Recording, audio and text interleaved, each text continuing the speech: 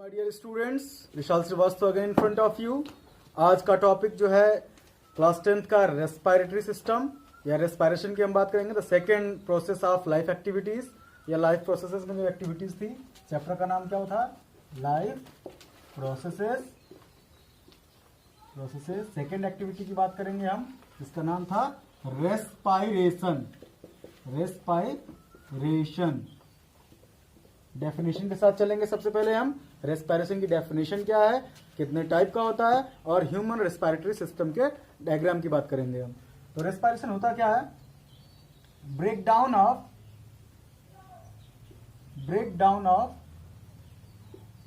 Glucose to release energy. Basically glucose का breakdown होना है और एनर्जी रिलीज होनी है।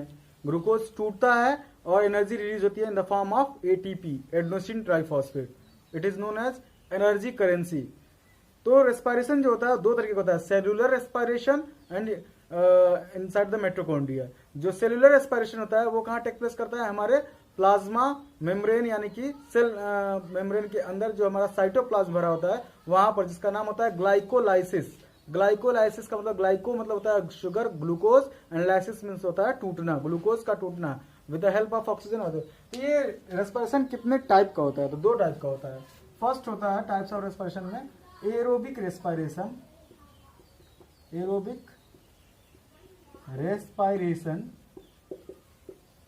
और दूसरा होता है anaerobic respiration.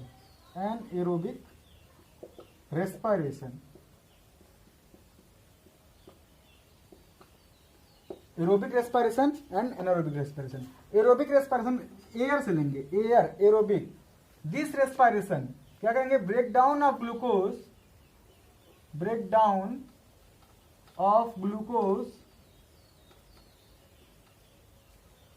in the presence of oxygen,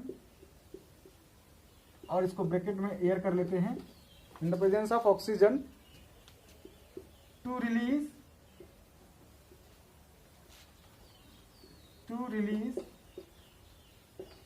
energy। Clear? ये ऑक्सीजन की प्रेजेंस में होता है, इसलिए इसको बोलते हैं एरोबिक रेस्पिरेशन। दूसरा होता है breakdown of glucose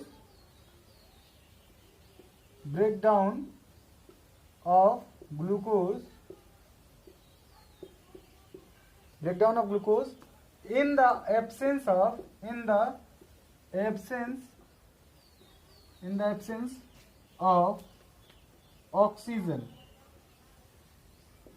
breakdown of glucose in the absence of oxygen, breakdown of glucose in the presence of oxygen। presence of oxygen aerobic respiration, absence of oxygen anaerobic respiration।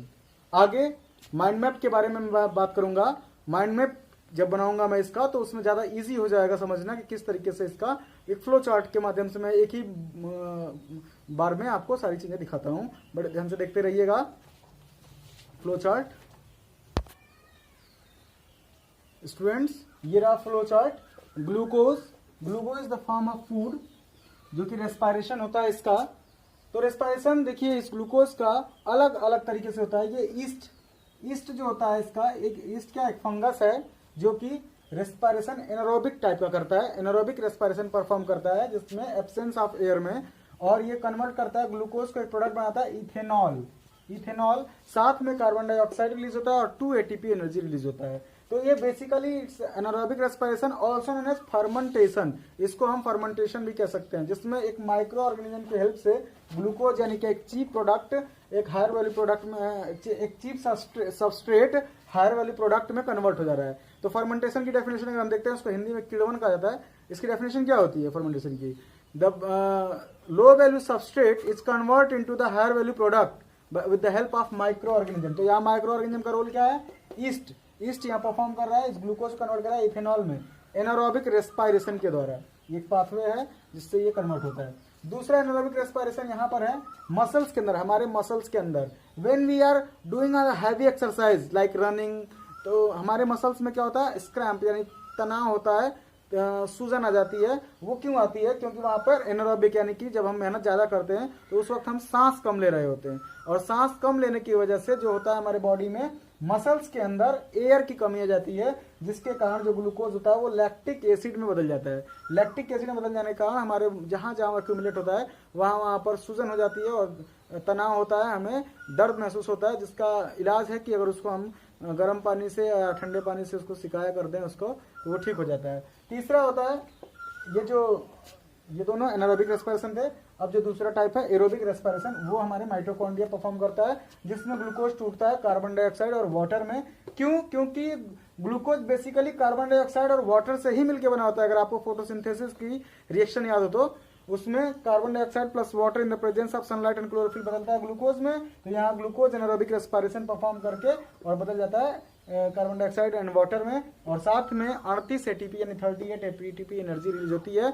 आगे हम human beings के अंदर जो respiratory system है उसकी बात करेंगे, और उसका वीडियो बने रहिए, मैं दिखाता हूँ। ये रहा आपका ह्यूमन रेस्पिरेटरी सिस्टम।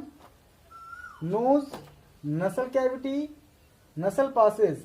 ये जो नोज होता है, ये जो कैविटी होती है हमारे नाक में, अगर आप देखेंगे तो एक जोड़ी जो कैविटी है इसमें नसल हेयर्स पाए जाते हैं, जो कि बाल होते हैं, जो कि फिल्टर का काम करते हैं, ताकि जैसे बेसिकली हम जब ये रेस्पिरेशन परफॉर्म करते हैं तो हम ब्रीथ करते हैं, सांस को अंदर लेते हैं, जिसको इनहेलेशन बोला जाता है, और सांस को फिर बाहर छोड़ाता है, जिसको एक्सहेलेशन बोला जाता है। तो ये जो इनहेलेशन का प्रोसेस है, इस ड्यूरेशन में हम कहते हैं कि सांस लेते समय में ऑक्सीजन गैस चाहिए, लेकिन ऐसा तो है नहीं कि एयर में से यहाँ कोई ऐसा फिल्टर है कि जो कि केवल ऑक्सीजन को ले जाएगा।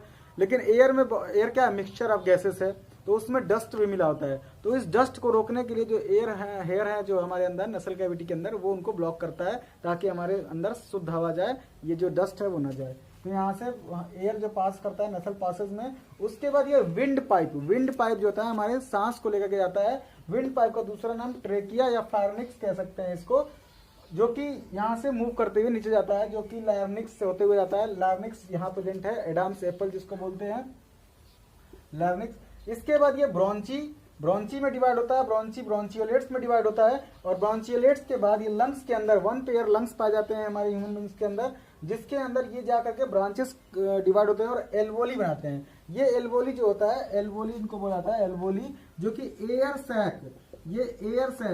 एयर सैक होते हैं, जो कि जब हम सांस लेते हैं ना तो हमारा लंग्स जो एक्सपेंड करता है ये एल्वोली के कारण करता है, क्योंकि ये एल्वोली का जो गैप है ये भर जाता है सांस से, जिससे हमारा जो छाती होती है वो बाहर जाती है। फिर जैसे हम सांस छोड़ते हैं तो रिलीज करता है, जिसकी वजह से एल्वोली सिकुड़ जाता है और लंग्स इस तरीके से प्रॉपर फंक्शनिंग करते हैं, जिसके कारण हम रेस्पिरेशन को परफॉर्म कर पाते हैं। एग्जैक्टली होता क्या है, कैसे? अब मैंने ही जैसे अभी बताया था कि एयर का मिक्सचर होता है, जो होता है गैसेस का मिक्सचर, हमें चाहिए सांस लेने के केवल ऑक्सीजन गैस। तो जब ऑक्सीजन को यहाँ से खींच करके एयर को जब लाया जाता है एल्वोली में, तो एल्वोली में आने के बाद ये लंग्स फूल जाते हैं। फूलने के बाद इस लंग्स के अंदर बहुत सारे फाइन कैपिलरीज के फॉर्म में जो ब्लड वेसल्स होते हैं वो होते हैं, जहां पर ब्लड वेसल्स हैं, ब्लड आएगा, उसमें ब्लड में हीमोग्लोबिन प्रेजेंट होता है, जो कि कैरी करता है किसका, ऑक्सीजन को कैरी कर लेता है और कार्बन डाइऑक्साइड को रिमूव करता है। यानी कि यही वो जगह है एल्वोली का जो नेट, एल्वोली को अगर एक्सपेंड करेगा तो इसमें एक नेट फॉर्म होता है कुछ इस तरीके से अगर एक्सपेंड करें तो इसमें इस तरीके से नेट फॉर्म होता है, जो कि बहुत सारे ब्लड वेसल्स से मिलकर आता है। वहां पर जो होता है एयर एक्सचेंज हो जाता है, कार्बन डाइऑक्साइड बाहर निकल जाता है और ऑक्सीजन अंदर जाता है।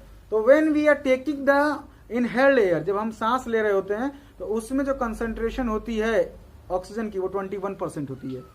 21% जो एयर के मिश्रण में हम कंसंट्रेशन पढ़ते हैं, जो कंसंट्रेशन होती है वो 21% oxygen, 78% nitrogen and remaining 0.3% carbon dioxide, remaining other gases जिसमें होते हैं।